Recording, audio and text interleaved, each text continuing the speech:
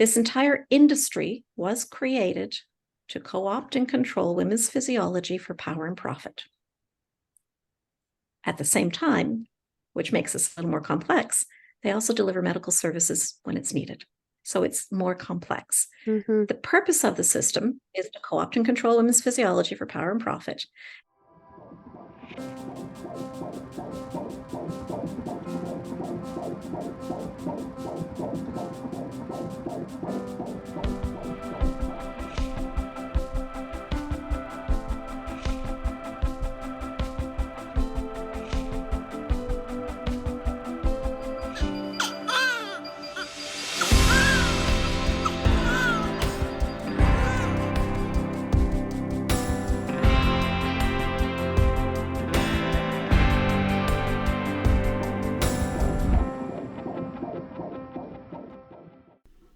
Hello and welcome back to another episode of the Birth Lounge podcast. Have you heard about my completely free class that teaches you 6 evidence-based ways to avoid a C-section and reduce your tearing in labor by up to 50%?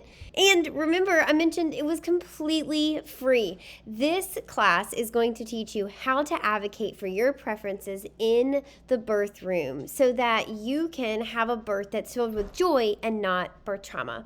Advocating for yourself starts with being empowered with the right information so that you can ask the right questions and confidently make decisions during labor based on what feels good to you and your baby. But here's the thing. The U.S. has one of the highest C-section rates in the world, and it is ever climbing year after year.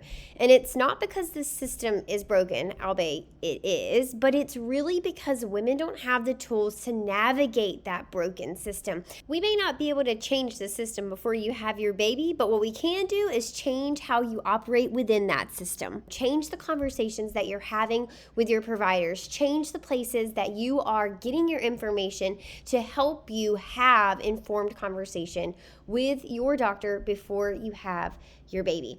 I want to teach you how to do that. We know the reasons that our C-section rates are climbing. We know the reasons that inductions happen so often, and we know the reasons that babies end up in the NICU. I want to help you avoid all of that so that you can have a birth that you love.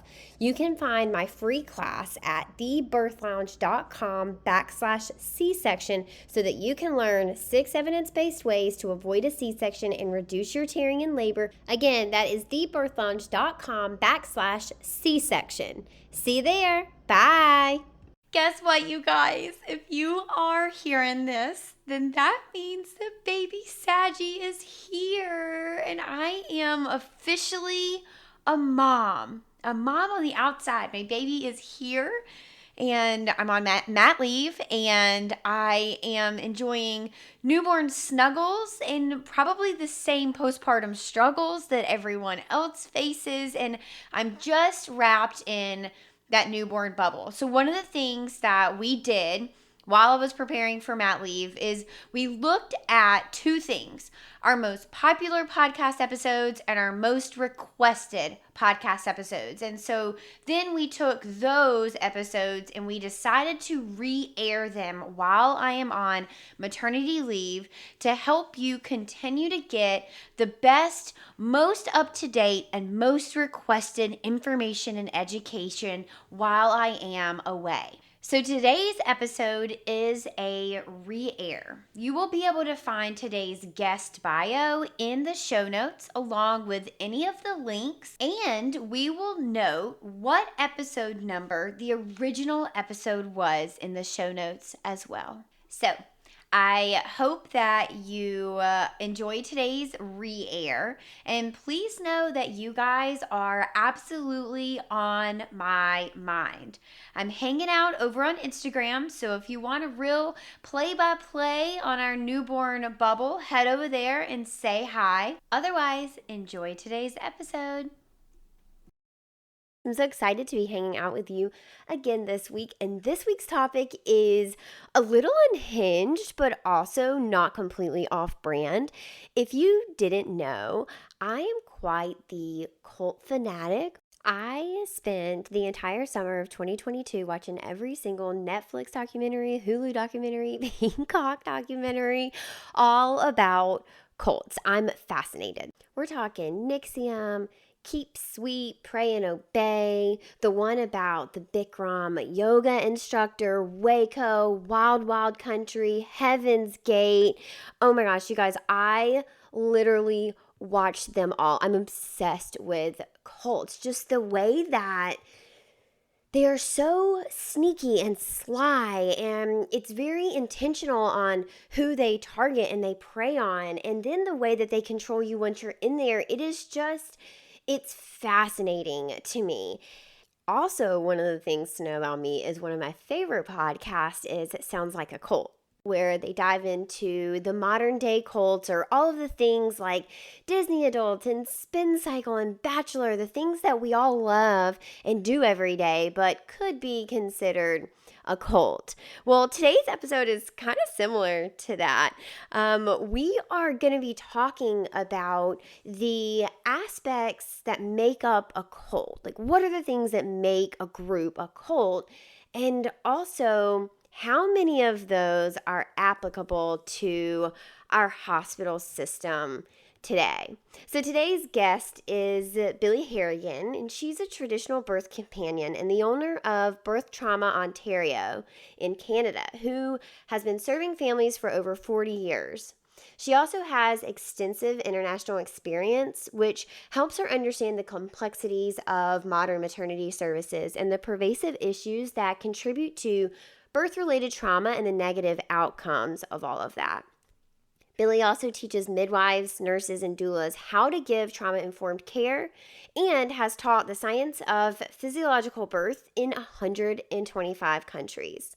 She is also the host of the Harrigan Hive, where they discuss birth outside the system. So, without further ado, Billie, welcome to the show. Thank you so much. I'm just delighted you invited me, and it's such a treat to be here talking with you. I am very excited about today's episode. I think it is probably one of the boldest conversations I've ever had on the podcast, but I think it's going to be one of the most honest as well. And so, if you're tuning in today, get ready for a radical talk about how the hospital system is set up and how it serves or doesn't serve us in many regards. But before we do that, Billie, how did you end up doing what you're doing? How'd you end up here? It all started when I was a young woman pregnant with my first, and I made the choice that was expected of me. I was expected to go to a downtown Toronto teaching hospital with an obstetrician and submit my body and my sexuality and my baby on the altar of modern medicine.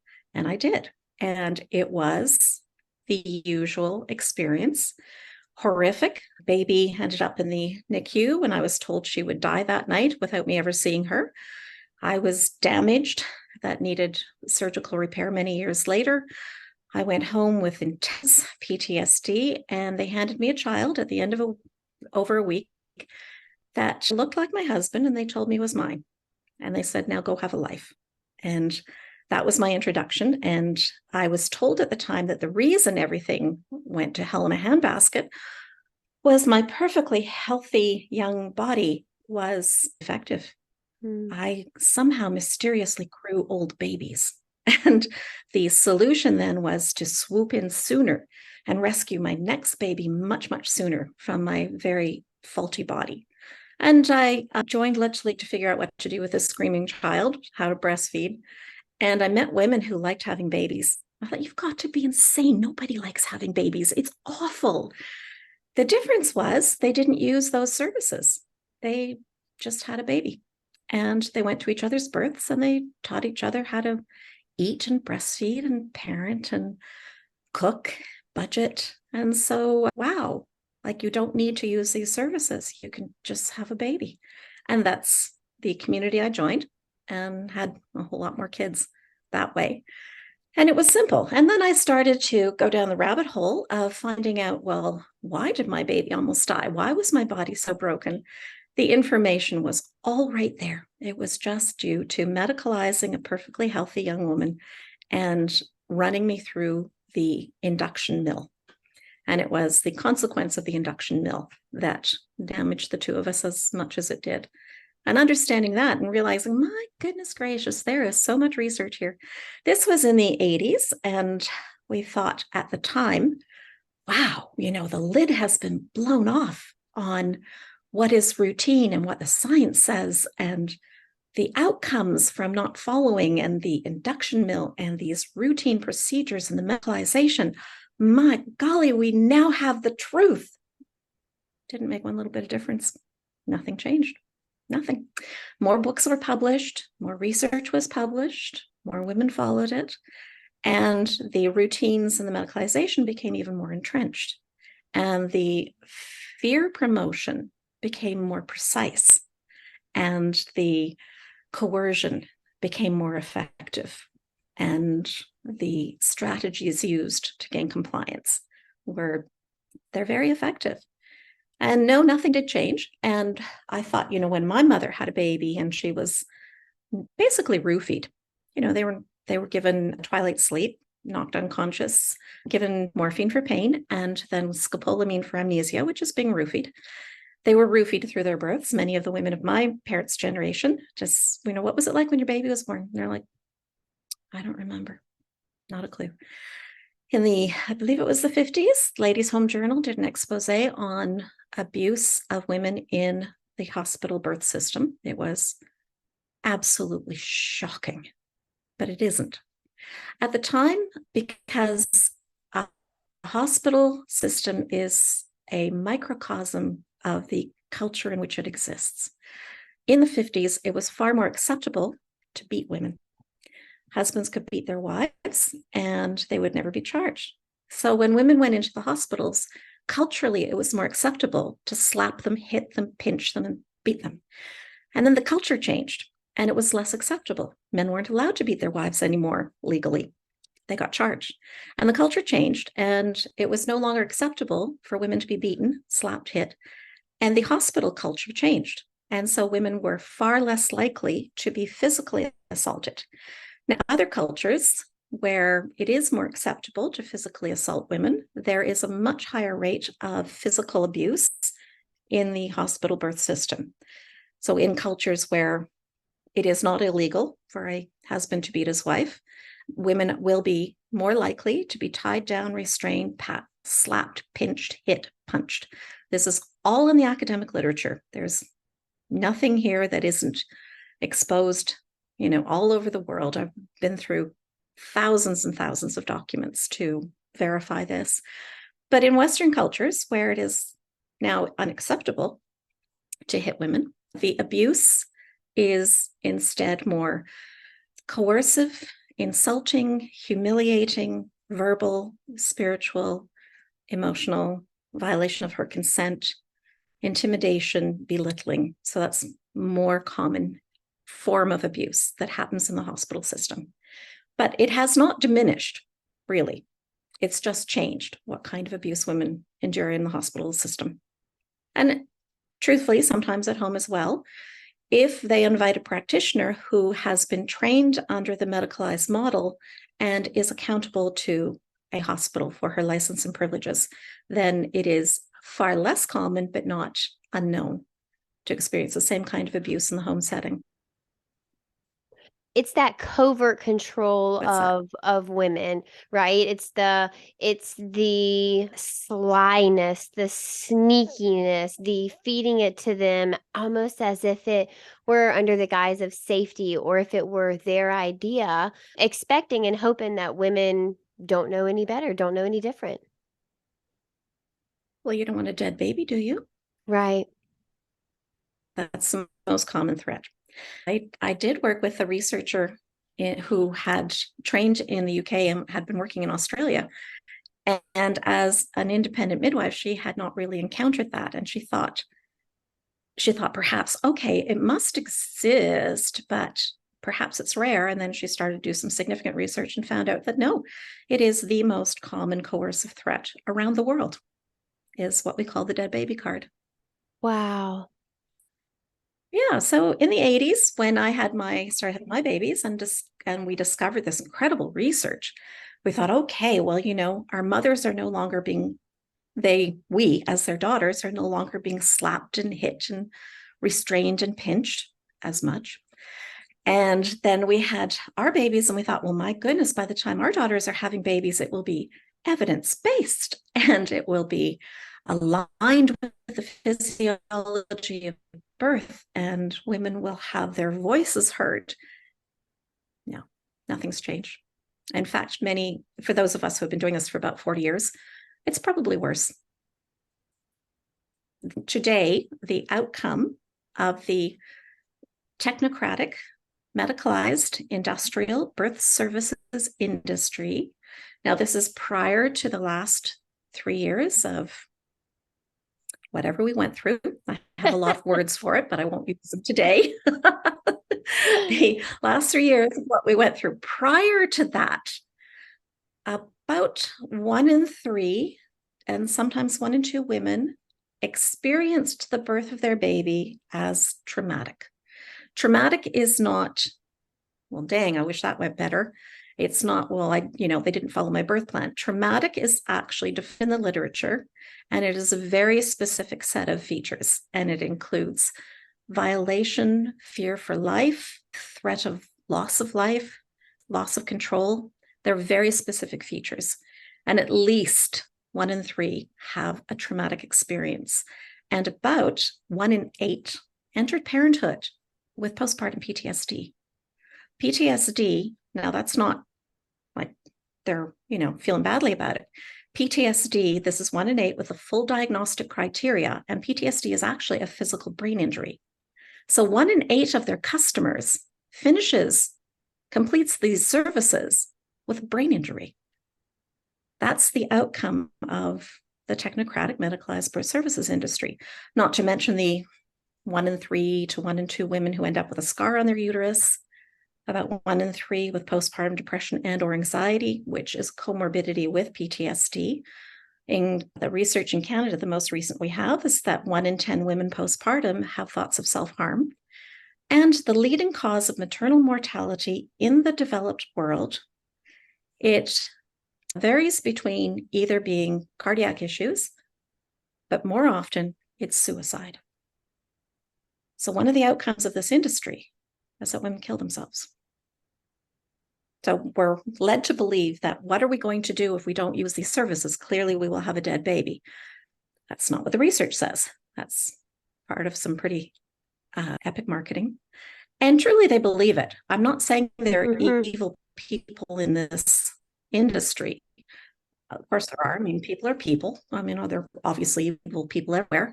But for the most part, these are benevolent people who feel that they're doing a good job. And they truly believe that the service they offer is the right service, that it is the right thing to do. And to not to submit to these services is irresponsible. It's dangerous. It's foolish. You're risking your life. You're risking your baby's life. And because they believe in what they do so much that they are willing to use strategies to convince people to use the services because they believe in them so much. And when you have, so really what we have is a belief system, the delivery of these services that cause this much harm globally, but they adhere to it so vociferously that we've got a belief system. And to not align with the belief system usually comes with some consequences. Any of those of us who are publicly speaking about alternatives, I personally train traditional birth companions. Oh, we got a big old bullseye on our backs. Yeah. We are targeted for elimination. Yeah, anything that pulls the business away from the hospital must be eliminated. It's almost like a video game.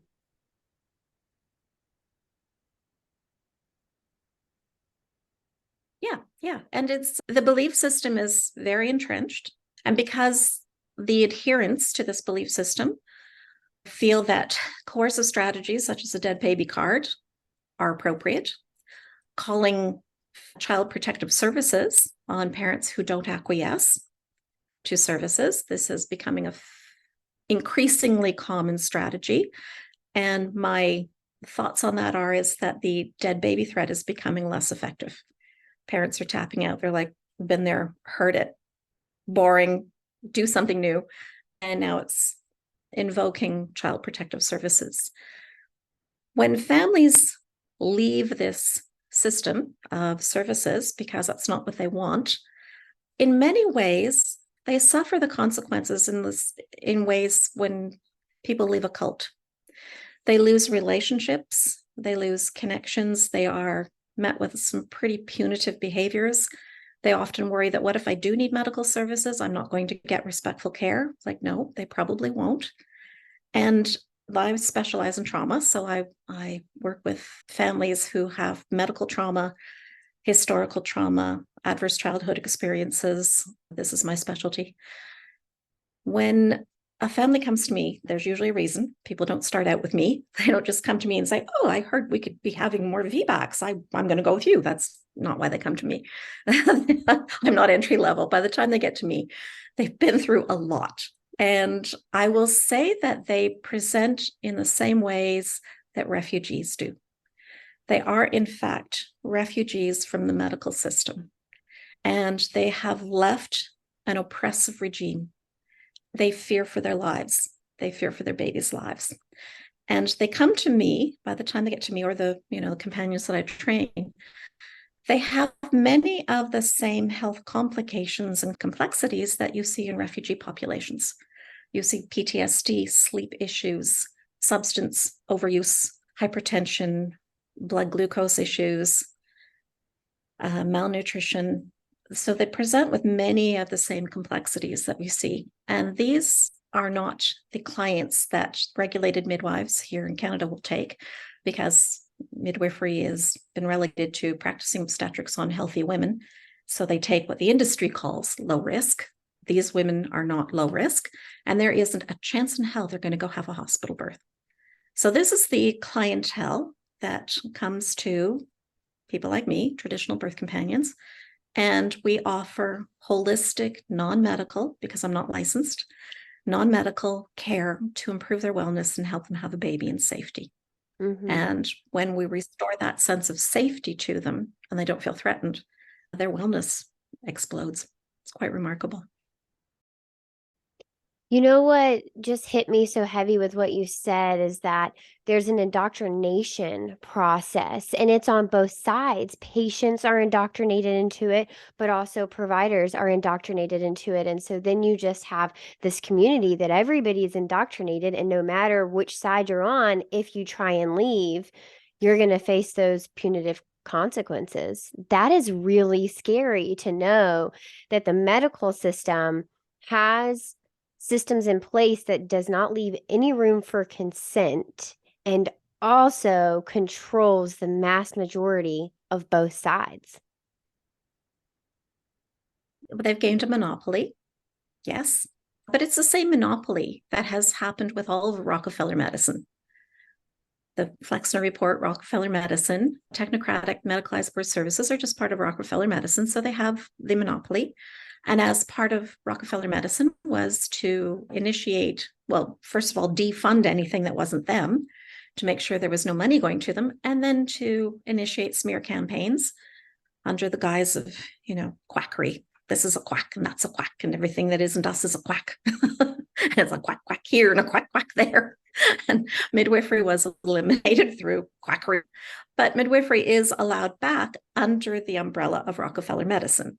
So they do practice. Now, it is different in the US. I accept that. I acknowledge it is different there because you do have more options for midwifery. Many states, you can still use the word if you're not registered with a various governing body. And there are opportunities there for pockets to operate independently and differently. So it does exist. Here, it doesn't. Here, if you are regulated, you operate under Rockefeller Medicine and the hospital-based system, even if you're birthing at home, if you want to use those services. So around the world, traditional midwifery was eliminated. That was accomplished through the witch burnings. Midwifery was gone. The male midwife entered, the male midwife, and birth for women has never been safe since the male midwife entered, ever. All research we have heading back to the earliest recorded data has shown that institutional birth has never been safe for women. It is safer now, it is safer, but it has never wholesale been safe. Here in Ontario, after World War II, the push was to move women out of homes and into the hospitals. And at the time in Canada, midwifery was illegal. And that happened prior to Confederation, when we joined provinces to become a country. That happened before the all-male brand new Canadian Medical Association went to the all-male parliamentarians of Upper Canada, which later became Ontario. And as they're sitting at the Boulevard Club, which is a yachting club, and they're swirling their brandy and smoking their stogies, and the physicians said, "We want you to make midwifery illegal, because if we can go to the birth, then we've got a customer for life." And the parliamentarians, swirling their brandy, and said, "Smashing good idea." And midwifery was eliminated across Canada. Well, of course, there have always been women who show up, but as a profession. Then once the men went to the all-male medical school in Canada, the only one was McGill University, and they had no idea how to be at a birth. So they brought in midwives who were now illegal to teach them what to do. So in the history of birth here in Canada is the family physician was called if the family felt like it or if they had money. They stayed at home, then they called the neighbor.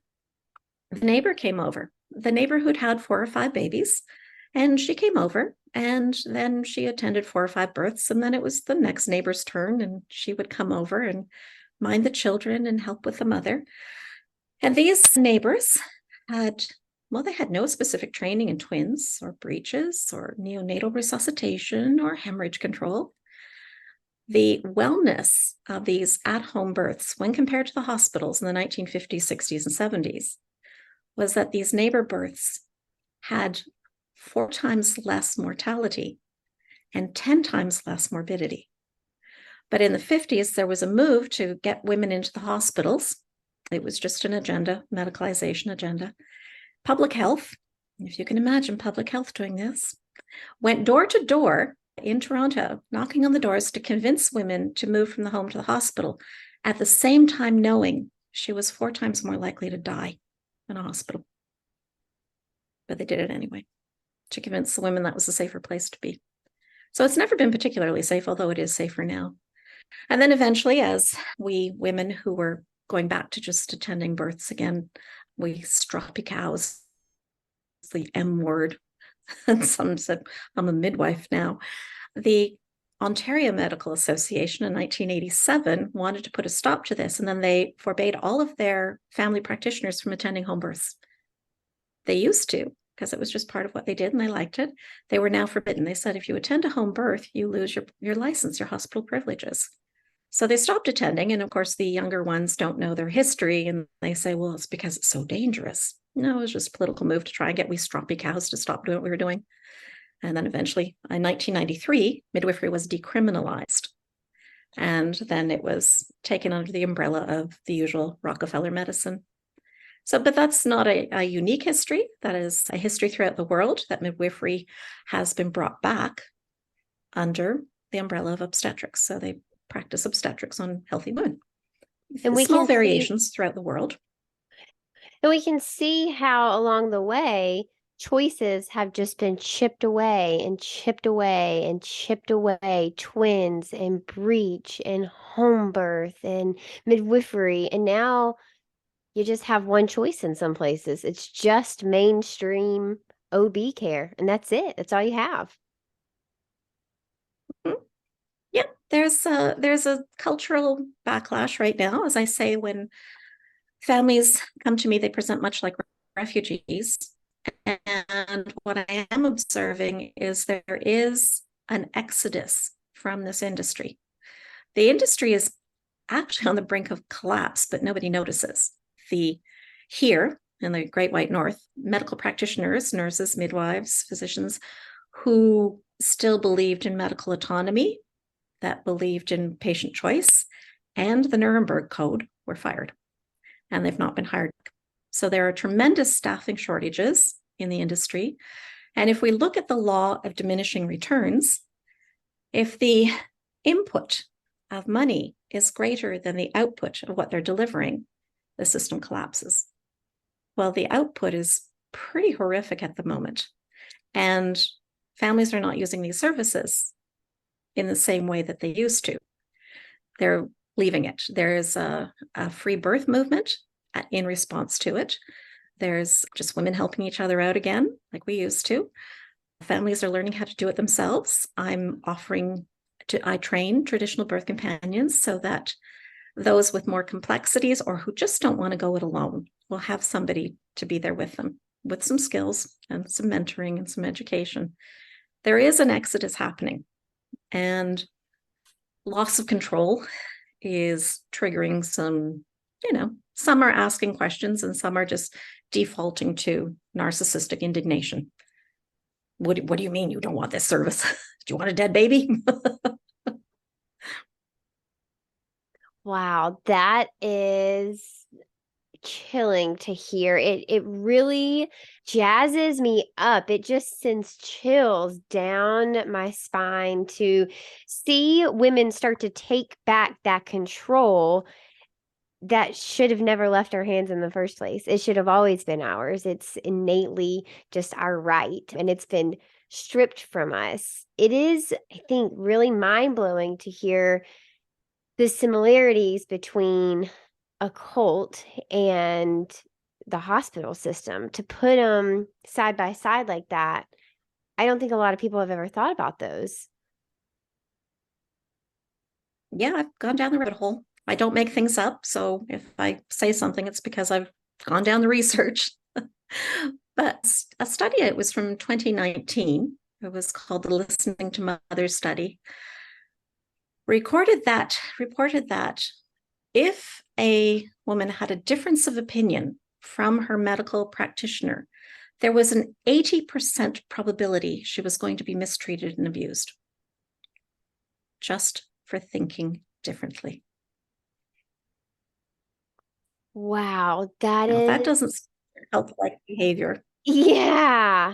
And it's just so scary to think that it's a system that, is really built on the idea that you can come in and be taken care of during this very vulnerable time in your life. But in reality, it is, I think you had referred to an induction mill earlier. It's just a conveyor belt. It's just come in, sit down, be quiet, do what you're told, go home. And if you try and deviate from that plan, if you try and have your own independent thoughts, if you try and have individualized care, for the most part, obviously holding space that there are some really great providers out there who are doing it different. I'm not trying to take away from that, but the mass majority of us don't experience that. We're not lucky enough to have that provider. And so a lot of us do get that very template, cookie cutter, do as I say type of care. Wow, that makes me want to cry.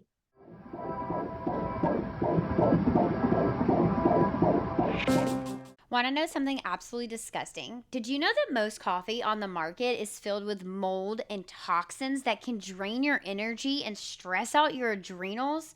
No wonder so many of us feel jittery, anxious, exhausted, and tearful after we have that little pick me up coffee. Honestly, this is one of the biggest reasons that about 6 to 8 months before I got pregnant, I switched to Purity Coffee, and I did a lot, and I mean a lot of research on coffee brands to find the best one. I landed on Purity Coffee very confidently because it's third-party tested and certified mold-free. It's also regeneratively farmed. It's also pesticide-free, USDA certified organic, and sustainably sourced, which means the people who are growing and picking your coffee are actually paid an actual living wage. And they provide full traceability, which means you can check them on this. The other thing that I love is that when Purity Coffee is roasted, it's not burnt to a freaking crisp where you lose all the health benefits. And if you're like, well, what health benefits?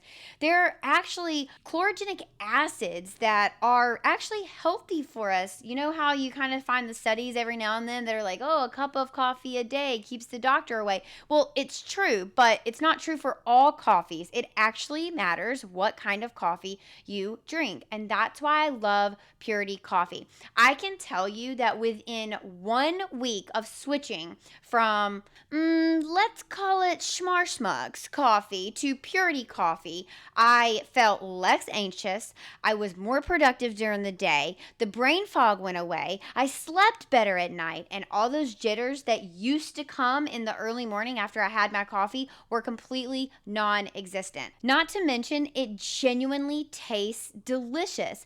You guys know that I would never, ever, ever share a product that I didn't really love and really use. Also, if you follow me on Instagram, you know that I tag them all the time because it is such great high quality coffee and it is delicious. Head to puritycoffee.com and get your health focused coffee without compromise, and you can use code HeHe, HeHe, to save some money. And right now, between now and October 3rd, you can actually save 30% off. So head to puritycoffee.com and use code HeHe at checkout to save some money. Oh, and if you're looking for what I drink, I love the Ease. It's my favorite. I drink it every single day, and I also have Flow for the days that I feel like I might not necessarily need a whole dark roast. Oh, and one other thing, not only do they have whole bean coffee that you can grind up and use in a regular coffee pot, but they also have pods too, which is what I use in my Keurig every single morning. One more time, head to puritycoffee.com,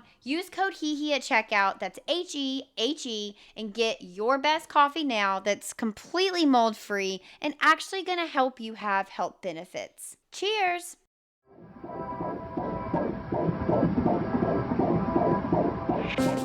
Something that really shed some understanding for me was to spend some time learning systems theory and system science. System science, in some ways, is the explanation of everything. And it's well worth it. It helps to explain why there is no change from within. You know, for a little while there, parents had read more research than, is reasonable to expect of a parent, and said immediate cord clamping is not appropriate. It's not an appropriate intervention. And practitioners, I read many documents where they said, well, I don't really understand the parents, but it seems to be important to them. And it took maybe 20 years or so of this kind of advocacy, and it became more routine to delay the cord clamping according to the clock of perhaps 3 minutes or so. And that has come back down to where I am. It's between 30 and 60 seconds. So the international movement towards wait for white has fallen on deaf ears and made no impact. This system doesn't change. You can't change it from within. And I'm not one to waste my breath on it to say, let's go in there and make them change, because there's nothing broken about it. Absolutely nothing. It is a well-functioning, well-oiled, productive, smooth-running industry that is categorically absolutely not broken. If we look at systems theory, systems science, every system is set up with an end goal. There's a reason why they're existing. There's something they want at the end of it. And in order to accomplish that, what do they have to churn out as their output in order to accomplish that? Now, what do we have to do? We have to know what to put into it. What processes do we need to create the output that will then achieve the goal we want? And if we look at that and say, well, the industrialized birth services came along to take the place of the midwives they had burned at the stake, of the women they had banished from the birth room, the lying in hospitals they had set up because it was more profitable than going into the homes. This entire industry was created to co-opt and control women's physiology for power and profit. At the same time, which makes this a little more complex, they also deliver medical services when it's needed. So it's more complex. The purpose of the system is to co-opt and control women's physiology for power and profit. And many of the ways they have to do that is they also have to deliver medical services. Otherwise, they might end up killing too many of them. So they do. It's complex. But because it is so effective, and the last 3 years of losing the advocates, of muzzling the women, incessant fear porn, isolating people, their efficiency went through the roof. I mean, they got so good at what they do. We lost the advocates, we lost the doulas. The inductions went through the roof, C-sections through the roof. They became very much more effective. And I'm looking at them going, kudos, well done you. I mean, that's impressive. It's impressive. So the system that I envision, the one that I am working to create, the purpose of mine is that more babies arrive safely and gently from healthy, empowered, non-traumatized mothers. And skilled, very knowledgeable traditional birth companions that can help facilitate this end goal. And in order to produce traditional birth companions, I have to have the input, which of course is my course and my training.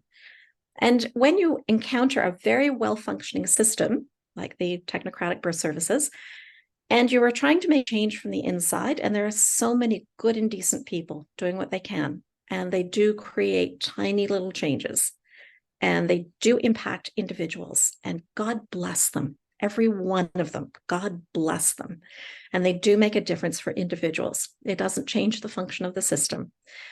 Anybody working to create large-scale change in a system is called a disturbance. It interrupts the flow of a well-functioning system. And well-functioning systems know what to do with disturbances. They get rid of them, they destroy them. Part of what the well-functioning system is trying to do to me is to destroy my credibility. And in order to destroy my credibility, they create smear campaigns and they make up nonsense. And I can't take credit for at least half of what they say about me. But if you think, why does the birth plan not work? It's a disturbance. They know what to do with it. They, turn them, put them down, say, well, we'll see how long it takes you to end up in the OR. So yeah, there are individuals there that look at the birth plan and do the best they can. But do birth plans across the board make a difference to the industry and how it functions? No, not one little bit. And it's really too bad. That really is, because it could be used as such a great tool to help people advocate for what they want. But that also goes back to one of the things I think that irks me the most about this system. And I understand it was designed this way, but it's the fact that the onus of advocacy is put on the patient when that's not. I'm the customer. I should be able to come and expect to be able to be treated with a certain level of decency and respect and collaboration and consent. And it just, I'll never shut up about this, but the fact that patients have to go in and advocate so hard, fight for what they want, is bizarre. It's absolutely bizarre. It's designed that way, so it's intentional, but it can be intentional and bizarre, and it is. It's also incredibly unfair to women. Mm-hmm. Throughout pregnancy, the hormone estrogen rises and it peaks at term. Estrogen is also called the hormone of accommodation. Estrogen is a hormone that influences our behavior to make us accommodating, welcoming, and it should be. We're welcoming a precious new human into this world. We're opening our hearts and our families, our bodies, to receive this precious, precious new one who will be embraced and loved and cared for. Estrogen is part of that priming. And as the estrogen rises to become so open and welcoming and accommodating, we head into an industry that is not set up for that. And so, well, just advocate for yourself. Just fight. Just fight. It's outrageous to ask that of a woman. And what we see then is she doesn't want some procedure that is coming at her. And a common response, it's all the academic literature, a common response is fawning. And she will, as a practitioner is coming at her to do something she doesn't want, to lessen the harm, she will say, but can I just get out of bed and make you a cup of tea? It looks like you haven't had a break in a while. Why don't I just go down to the vending machine and get you a granola bar? Because, that might make you feel better. And that's a very common response, hormonally driven, but it's also a safety mechanism. If I'm nice to you, perhaps you won't hurt me as badly. And I do say to people I train, and I've trained midwives in 125 countries, that if you have a client who is that accommodating, who is offering to bake for you, who wants to connect you to their realtor and their travel agent. Be very, very aware that this is fawning behavior and they may not trust you. And this is critical for trauma-informed care. I believe trauma-informed care should be mandatory, no exceptions. And I call trauma-informed care as life-saving as knowing CPR hand washing, because trauma-informed care prevents PTSD, prevents many of the horrific things that can come with PTSD, including child abuse and neglect and suicide. It is life-saving. And I do have the world's first and only, I believe, still online course to become fully trauma-informed for the perinatal client. And medical practitioners won't take it. They don't think they need it. I think the system has told them they don't need it. The system doesn't value trauma-informed care. So it just throws it to the wayside. There's no reason to take it because it's not of value. Okay, so you keep mentioning your courses. Talk to us about the things that you offer you have a course for traditional birth keepers. Tell us about that. It began as I thought I have to do this before I retire. I can't be the only person who offers this kind of care. There are certainly birth keepers of various types, but the kind of service that I offer, which is completely trauma-informed, specializes in trauma, understands complexities, and has the skills to complexities, that is non-medical and holistic and integrative. So I thought, well, before I retire, this is nonsense. I've got to start training. So I created a course from scratch that it was, the first cohort was a year. It took a year to get through it, and that included the trauma-informed course, and it equipped someone to work with families from preconception to parenting. And these are families with complexities.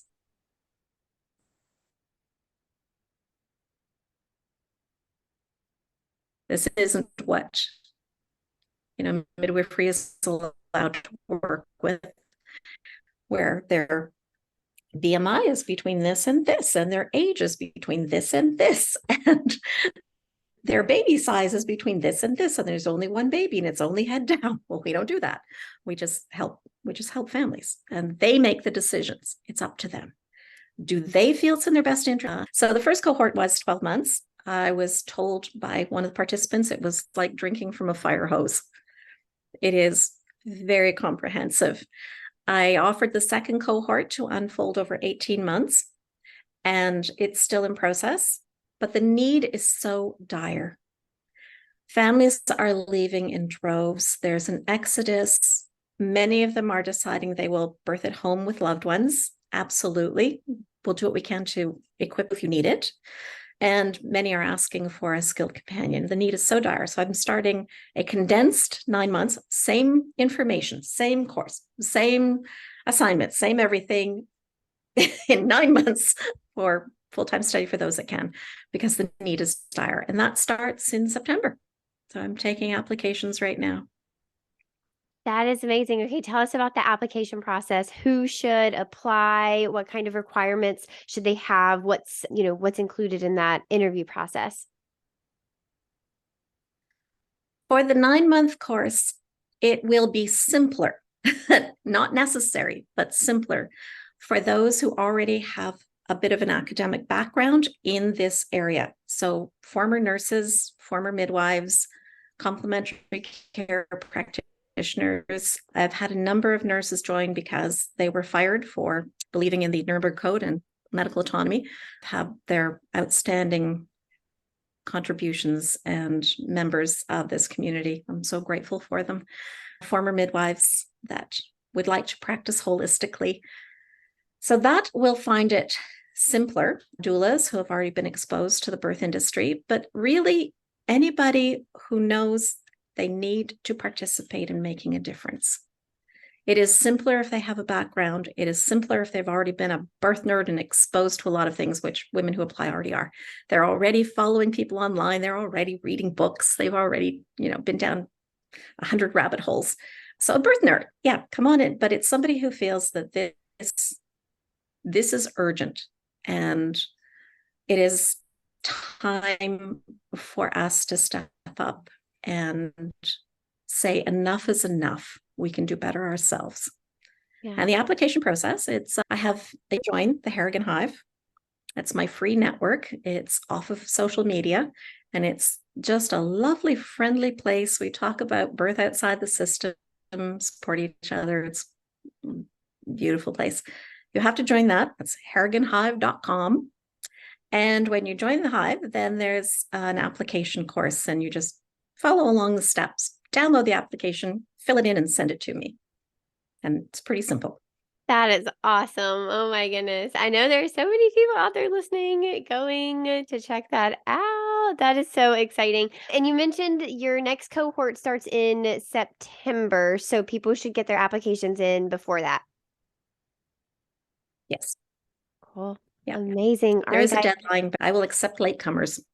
Okay, amazing. That's good to know. We will put all of the links in the show notes, you guys, so that everyone has access to that. Billie, this conversation has been so eye-opening. I think this was a heavy conversation. I imagine a lot of our listeners walking away with new perspectives that may feel a little uncomfortable right now, but also probably started a little bit of a fire inside of them, or maybe got some wheels turning.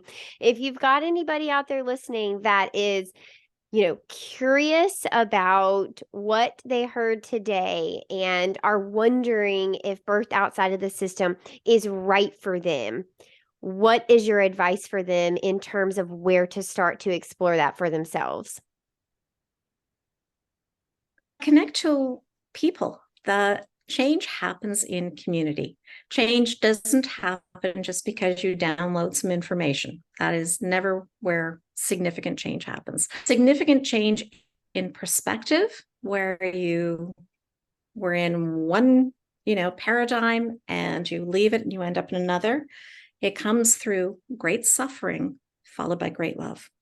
People leave these services usually due to great suffering. They have been hurt. Their family members have been hurt. Their friends have been hurt. People they love have been hurt. And they leave through great suffering. And you don't just leave something, you go to something. And finding a new way of doing things comes through great love. And when they find people who are already exploring this, caring about each other, it matters if you ended up with PTSD. All that matters is not just a healthy baby. It matters if you ended up with PTSD. That is unconscionable, and you matter. And let's find ways to help you get well, because you can heal from PTSD. You can. And when they find people who are willing and caring, then they have found their new home. And that's part of it, is if there has been great suffering, just an inquiry and just some information doesn't really change anything. But if there has been great suffering and you're looking for a place to find great love, you find people who get it, who understand. And then you talk it out and you think it out and you share and you get together with somebody and have a cup of tea and let the kids play in the backyard and join an online group. There's Birth Trauma Ontario is one place where we offer a mother's forum, the Harrigan Hive. We get it. We get it and we care.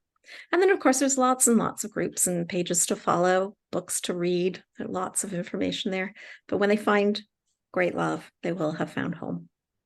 That just fills my soul with everything that's warm and fuzzy. This conversation has been amazing. Thank you so much for being here. It included, I think, such a deep conversation about consent, and that when we start to chip away at options, it really reduces that consent piece. If we don't have all of our options, then it's not truly an informed consensual decision, because some options weren't even available. It's really too bad that the hammer came down so heavily on midwifery when we know that midwifery is the answer to so many of the problems that we see in the birth world. Regardless of how you feel about home birth or hospital birth, the answer is midwifery care in almost every single situation. OB should be reserved for high risk births. They are surgeons. They are essentially high risk medical providers, and your midwives are medical providers that specialize and are experts in physiological, normal, expected labor and all of the normal variations of that. So things like twins and breech babies, these things aren't abnormal. They're a normal variation of normal birth. Our system has just allowed them to become very taboo and has slowly diminished those skills to where it's almost unattainable to find a provider to give you support in those things. My vision is that families just learn to do this themselves. This is not rocket science. My perspective is, and this tends to shock people, is right now the choice is you can have the kid who makes your sandwich at Subway have vaginal breech skills. A mother comes in to get her sandwich. She goes into the bathroom or water break. She comes out having a precipitous labor with a little foot coming out. The kid behind the counter says, "That's okay, ma'am, I can help." Jumps over the counter and is a more useful human. Why can't we do that? Your hairstylist should have vaginal breech skills. It's not rocket science.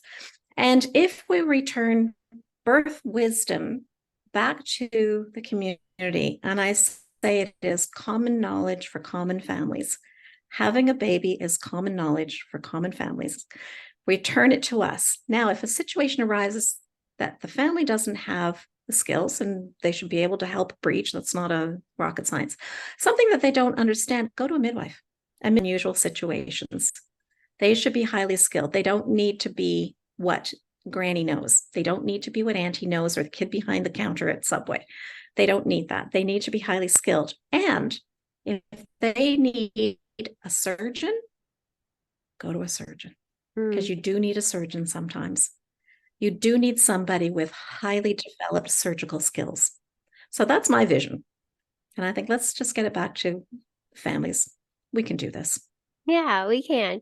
Give the power back to the families. Wow, you guys, this was such a wonderful way to kick off our brand new season of the Birth Lounge podcast. Stay tuned each week. Come back and visit each week. Hang out with me with new guests talking about how we can put that family power back in the hands of the people that it belongs to help get that consensual care out in our community so that we can hopefully restore birth to what it is supposed to be, this beautiful journey that families embark on together to, oh my gosh, oh my goodness, I could rattle off so many benefits of having the family unit be together and be respected as a whole unit. Thank you so much for tuning in today. I love hanging out with you, and it is an honor to be your go-to gal when it comes to preparing for your baby. If you've enjoyed today's episode, please leave a 5-star review and tell others why they should be listening to the Birth Lounge podcast too.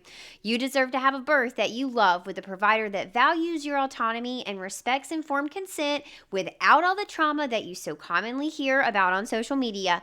New episodes air every Wednesday and Friday. Hit that follow button so you never miss an episode. I'm HeHe, and this is the Birth Lounge Podcast.